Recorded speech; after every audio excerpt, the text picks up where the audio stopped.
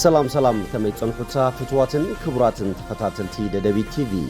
እንኳዕ ንበዓል ሓድሽ ዓመት 2017 ዓ.ም ብሰላም ኣብጽሑኩም ኣብጽሕና ክብል ፈቱ ዕለታዊ ዜናታት ሒዘልኩም ቀሪበ ኣለኹ። ቢንያም ሓድሼ ፈለማ ብቀንዲ ኣርእስተ ነጥብታቶም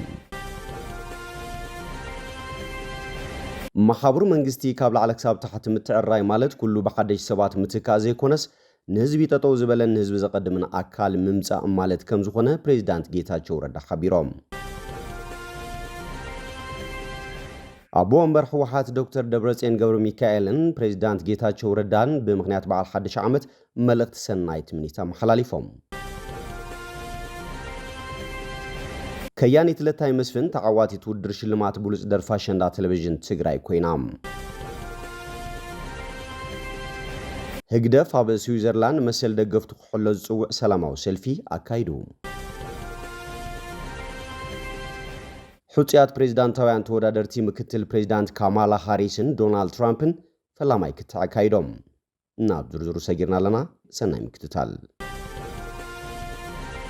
መንግስቲ ካብ ላዕሊ ክሳብ ታሕቲ ምትዕርራይ ማለት ኩሉ ብሓደሽ ሰባት ምትካእ ዘይኮነስ ንህዝቢ ጠጠው ዝበለን ንህዝቢ ዘቀድምን አካል ምምጻእ ማለት እዩ ክብሉ ፕሬዝዳንት ጌታቸው ረዳ ሓቢሮም። ፕሬዝዳንት ጌታቸው ረዳ ንዝበሉ ብምኽንያት ሓድሽ ዓመትን ህልው ኩነታት ትግራይ ናድሂቦም ንመራኸብቲ ሓፋሽ ትግራይ ኣብ ዝሃብዎ መግለጺ እዩ። ቀንዲ ትኹረት ሕሉፍ ዓመት 2016 ዓ.ም ውዕሊ ፕሪቶርያ ንምትግባር ዝኽእል ኩለመዳያዊ ምንቅስቓስ ብምግባር ዝተጀመረ ተነጻጻሪ ሰላም ከዓምቑን ተመዛበልቲ ወገናትና ናብ መረበቶም ክምለሱ ምግባር እዩ ነይሩ ክዝበሉ ኮይኖም ምስ መንግስቲ ፌደራልን ፓነል ሕብረት አፍሪካን ብዝተገበረ ተደጋጋሚ ልዝብን ድርድርን ድማ በቲ ሓደ ወገን ዝተጀመረ መስርሕ ሰላም ከይህወኽ በቲ ካልእ መዳይ ድማ ተመዛበልቲ ራያን ጸለምትን ናብ መረበቶም ንምምላስ ዝሓሹ ዕማማት ምውጋን ተኻይሉ ክብሉ ተዛሪቦም። ዋላ እኳ ዝተማልአ ሓገዝ እንተዘይረኸቡን ናይ ባዕሎም ምምሕዳር እንተዘይሃለዎምን ተመዛበልቲ ወገናትና ናብ መረበቶም ምምላስ ንባዕሉ ከም እወንታ ዝውሰድ ኮይኑ ክሳብ ሕጂ ዝተረኣዩ ጉድለታት ንምእራምን ተመዛበልቲ ምዕራብ ትግራይ ናይ ምምላስን ተግባር ድማ ኣብዚ ሓድሽ ዓመት ፍሉይ ቆላሕታ ዝጠልቡ ወሰንቲ ውራያትና ኮይኖም ይሰግሩ ኣለዉ ክብሉ ገሊጾም። ብተማሳሊ መንገዲ ብመሰረት ሕገ መንግስቲ ኢትዮጵያ ናብ ምምሕዳር ትግራይ ክምለሱ ዝግቦም ከባብታት ምዕራብን ደቡብን ትግራይ ከምኡ ድማ ኣብ ትሕቲ መንግስቲ ኤርትራ ዝርከብ ህዝብና ሓራ ብምውፃእ ሕገ መንግስታዊ ግዛኣት ትግራይ ናይ ምምላስን ዕማም ኣብዚ ሓድሽ ዓመት ሙሉእ ርብርብ ንገብረሉ ክኸውን ይክብሉ ተዛሪቦም። ግዚያዊ ምምሕዳር ትግራይ ካብ ዝተዋሃቦም ተልእኾታት ሓደ ናይ ባዕሉ ብቕዓት ብምምሓሽ ንህዝቡ ዝሓሸ ግልጋሎት ምሃብ እንትኸውን እቲ አካል ድማ በቀጻልነት ስሩዕ መንግስቲ ንምስራት ዘኽእል ምቹ ኩነታት ምፍጣር እዩ። ብመሰረት እዚ ኣብ ሰገርናዮ ዓመት ተጀሚሮም ናብ ተግባር ዘይኣተው ናይ ሪፎርም ስራሕቲ ኣብዚ ሓድሽ ዓመት ብዝሓሸ ብርክ ንምፍጻም ብፍሉይ ቆላሕታ ክስራሓሉ እዩ። ህዝቢ ትግራይ ብዝመረጾ መንግስቲ ንኽመሓደር እውን ሕጋዊ መረፃ ንምክያድ ዝኽእል ምዕሩይ ኩነታት ንምፍጣር ግዚያዊ ምምሕዳር ትግራይ ትኹረት ሂቡ ክሰርሓሉ ምዃኑ ኣስሚሮም ኣለዎም። እዚ ንምግባር ድማ ግዚያዊ ምምሕዳር ትግራይ ዝሓሸ መንግስታዊ ቁመና ንኽህልዎ ክሰርሕ እዩ። ብፍላይ ሕግን ስርዓትን ንምሕላውን ንምኽባርን ብዝሓሸ መንገዲ ክሰርሓሉ እዩ ብምባል ኣብዚ ኸይዲ ግዚያዊ ምምሕዳር ንምልማስ ዓላማ ዝገበሩ ዘይንቡር ተግባራትን ምንቅስቓሳትን ነቲ ሕጂ ዘለናዮ መድረኽ ዘይምጥኑ ንሞራል ህዝብና ዝጎዱን ግዚያዊ ምምሕዳር ትግራይ መንግስታዊ መደባቱ ብዝግባእ ከይፍጽም ዝገብሩን ዕንቅፋታት ስለ ዝኾኑ ግዚያዊ ምምሕዳር ምስ መላእ ህዝቢ ኮይኑ ብጽንዓት ከም ዝቃለሶም በዘጋጣሚ ከስምረሉ ይደሊ ክብሉ እውን ገሊጾም እዮም። እዚ ሓድሽ ዓመት ህዝቢ ትግራይ ካብ ውሽጥን ካብ ደገን ዘንጸላለውዎ ከበድቲ ሓደጋታት ብምምካት ህልውናና ንምውሓስን መጻኢና ብሩህ ንምግባርን ልዕሊ ዝኾነ እዋን ሓድነትና ነጠናኽረሉ ዓመት እዩ ዝበሉ ኮይኖም ዝተጀመረ መስርሕ ሰላምን ክዓምቁን ሰላምን ጸጥታን ትግራይ ዘተኣማምን ንምግባር ኣብ ትሕቲ ዝተፈላለዩ ሓይልታትን ተጻብኦታትን ኮይኑ ዝሳቀ ዘሎ ህዝብና ሓራ ንምውፃእ ተመለስቲ ራያን ጸለምትን እግርን ንኽተኽሉን ተመዛበልቲ ምዕራብ ትግራይ ናብ መረበቶም ንምምላስን ከምኡ ድማ መደባት ሕዌትን ዳግመ ህንጸትን ትግራይ ንምስላጥን ሓድነት ህዝቢ ትግራይ ወሳኒ ስለ ዝኾነ ኣብ ውሽጥን ኣብ ዝተፈላለዩ ከባብታት ዓለምን ዝርከብ ህዝብና ኣብዞም መሰረታዊ ኣጀንዳታት እዚኦም ዓሲሉ እጃሙ ንኽወፊ በዘጋጣሚ ጻውዒተይ ከቐርብ ይፈቱ ብምባልዮም እቶም ፕሬዝዳንት መልእኽቲ መሓላሊፎም። አቦ ወንበር ህወሓት ዶክተር ደብረጽዮን ገብረ ሚካኤል ብምኽንያት በዓል ሓድሽ ዓመት መልእኽቲ ሰናይት ምኒተ መሓላሊፎም። ቅድሚ ኩሉ ንመላእ ኣብ ውሽጢ ዓድን ወፃእን እትነብር ህዝብናን ሓይልታት ጸጥታ ትግራይን እንኳን ሓድሽ ዓመት 2017 ዓ.ም ኣብፅሓኩም ኣብፅሓና ክብል ይፈቱ ዝበሉ ዶክተር ደብረጽዮን ኩላትና ከም እንፈልጦ ኣብ ዝሓለፉ ዓመታት ከም ህዝቢ ንምግላጾም ዝኸብዱ ኣዝዮም ከበድትን ፈተንትን መድረኻትን ሕለኽላኻትን ሰጊርናን ክቡር ዋጋ ከፊልናን ኢና ናብዚ መድረኽን ሓድሽ ዓመትን ክንበጽሕ ክኢልና ዘለና ክብሉ ተዛሪቦም ሕጂውን ብጽኑዕ ስምረትናን ድልዱል ሓድነትናን ዘይስገር ፈተና ከም ዘይህሉ ተረዲና ናይ ምትሕግጋዝን ምድጋፍን ክቡር ባህልና ዝያዳ ጠናኺርና ሕገ መንግስታዊ ግዛኣታት ትግራይ ብምሉእነት ክንምልስ ኣብ ትሕቲ ወረርቲ ዘሎ ህዝብና ሓራ ክወፅእ ብኽባር ተጋድሎና ዝተረጋገጸ መሰር ርእሰ ውሳነና ዓርሰ ምሕደራናን ክነረጋግጽን ብሓፈሻ ትግራይና ዳግም ንምሕዋይን ንምህናፅን ክንረባረብ ይጽውዕ ክብሉ ገሊጾም ኣብ መወዳእታ እዚ ድሮ ፈሊምናዮ ዘለና ሓድሽ ዓመት ናይ ሰላም ቅሳነትን ሕውየትን ዓመት ክኾነልና ሰናይ ትምኒተይ ክገልጽ ይፈቱ ክብሉ እውን መልእኽቲ በዓል ሓድሽ ዓመት ኣመሓላሊፎም ከያኒት ለታይ መስፍን ተዓዋቲት ውድድር ሽልማት ብሉጽ ደርፊ ኣሸንዳ ቴሌቪዥን ትግራይ ኮይና ቴሌቪዥን ትግራይ ኣብ ዘዳለወ ውድድር ብሉጽ ደርፊ ኣሸንዳ 2016 ዓ.ም ከያኒት ለታይ መስፍን ቀዳሚት ተዓዋቲት ኮይና ኣላ ከየንቲ ራሄል ሃይለን ዛፉ ኪሮስን ድማ ካልኣይን ሳሳይን ብምዃን ተዓዊተን ካብ ቀዳማይ ክሳብ ሳሳይ ደረጃ ዝወፃ ከየንቲ ብቴሌቪዥን ትግራይ ዝተዳለወለን ሽልማት 200,000 ብር 150,000 ብርን 100,000 ብርን ካብ ኢድ ፕሬዝዳንት ጌታቸው ረዳ ተቐቢለን ቀዳሚት ዝወፀት ከያኒት ለታይ መስፍን ብበዓል ሓፍቲ ዘርኡ ገብረ ሊባኖስ ተወሳኺ ሽልማት 100,000 ብርን ትብርከተላ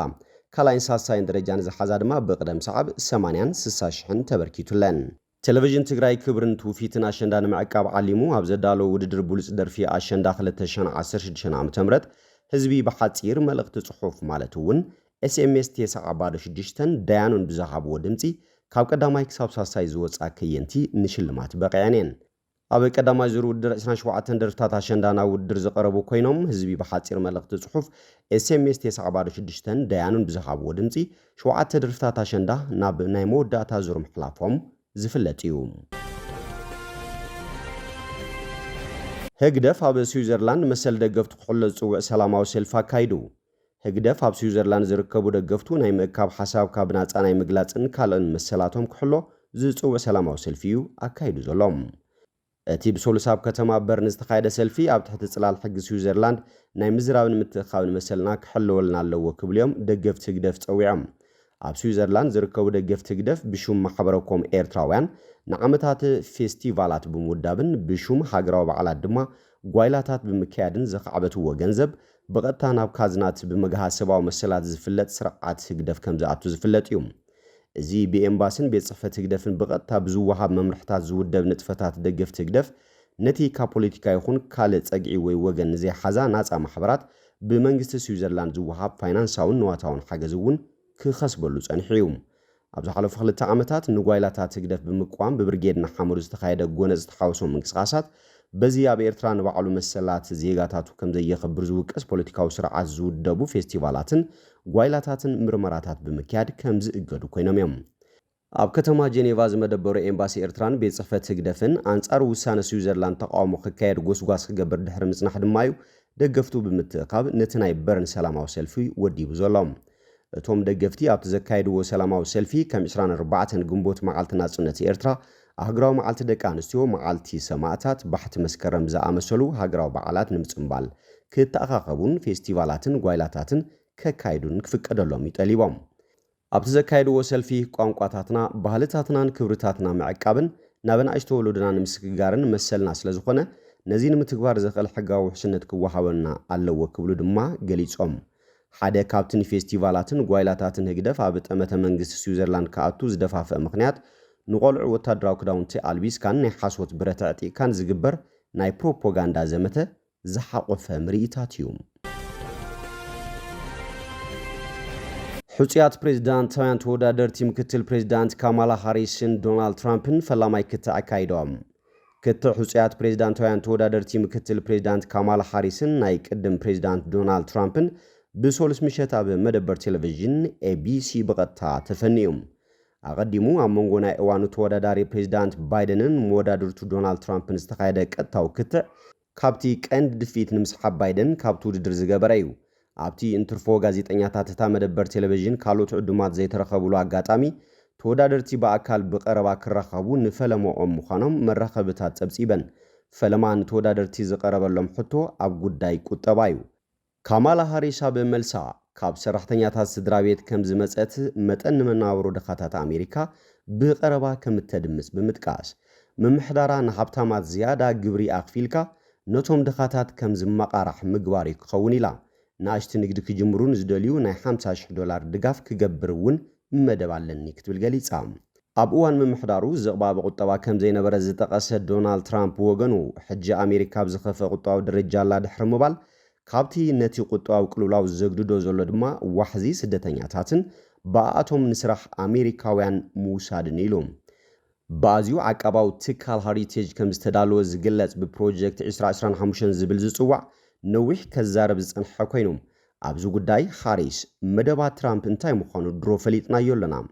ፕሮጀክት 2025 ንምትግባር ክትብል እንከላ ትራምፕ ብወገኑ ኣነ ብዛዕባ እዚ መደብ ዝፈልጦ የብለይን ኣየንበብክዎን እውን ከምብበውን ኣይደለን ክብል ኣሕፂሩ መሊሱ ጉዳይ ፍርያምነትን መሰል ምንጻል ጥንስን ካብትን ክልተ ሰልፍታት ዘከራኽር ኮይኑ ትራምፕ ምክትላ ኮይኑ ተሓሪዩ ዘሎ ቲም ዎልዝ ምንጻል ጥንሲ ኣብ 9 ወርሒ እውን ቅኑዕ ኢሉ ዝሓስብ እዩ ኣነ ግን ኣብ ፍሉይ ኩነታት ምንጻል ጥንሲ ዘፍቅደ ስለዚ ምርጫ ነፍሲ ወከፍ ክፍለ ሃገር ዝምርኮስ ክኸውን እዩ ብምባል መርገፂኡ ክሕብር እንከሎ ሃሪስ ብወገና ፈለማ ናብ ደረጃ ዘብጽሐ ምሽያም 3 ደያኑ ጠቕላሊ ቤት ፍርዲ ምዃኑ ብምጥቃስ ፕሬዚዳንት ኮይና ምስ ትምረጽ እቲ መሰል ምንጻል ጥንሲ ክትመልሶ ምዃና ቃልኣት እያ ቅድሚ ሎሚ ትራምፕ ንኩናት ዩክሬን ኣብ ውሽጢ 24 ሰዓታት መወዳእኽዎ ኢሉ ነይሩ ብዛዕባ እዚ ፈለማ ዝተሓተተ ትራምፕ ኣሜሪካ ኣብ ልዕሊ ኪዳን ሰሜን ኣትላንቲክ ወይ ከዓ ኔቶ ልዕሊ ጉባእ ክፍሊት ከም እተዋፅእ ከም ዘላ ብምጥቃስ ንሱ እንተተመሪጹ ግን ምስ ፑቲን ዘለሰንክን ጽቡቕ ዝምድና ስለ ዘለዎ ነቲ ኩናት ቀልጢፉ ክዛዝሞ ምዃኑ ደጊሙ ገሊጹ ንሱ ግን ብዘተ ምዃኑ ኢሉ ሃሪስ ብወገና ኣባል ሃገራት ኔቶ ኣብ ልዕሊ ኣሜሪካ እምነት ክሕድሩ ኣድላይ ምዃኑ ብምግላጽ እትፍታሕ ንፑቲን ከም ድላዩ ከይወርር ስቂልካ ዘይምርኣይ ኢላ ተወዳደርቲን ክልተ ወገናት ኣብ ዘፈላሉ ጉዳያት ከም ጉዳይ ማእከላይ ምብራቕ ጉዳይ ሓለዋ ዶባት ማእከላይ ምብራቕን ሰላማዊ ምስጋር ስልጣንን ወዘተን እዩ ሓሳባቶም ሂቦም ብመሰረት ዳሃሳስ ህዝባዊ ርእይቶ ኣሜሪካ ክልቲኦም ተወዳደርቲ ማዕረኦም ዘለው ምባርከስ ፍትዋትን ክቡራትን ተኸታተልቲ ደደቢ ቲቪ ለሰዓት ዘዳልናልኩም ዜናታት ንዜን ይመስሉ ስለትምክታልኩም ኣመስጊና بخلوت سال رحب فسنا يمنا بينام حدش مسافين تنحي روحوا حدش عمايت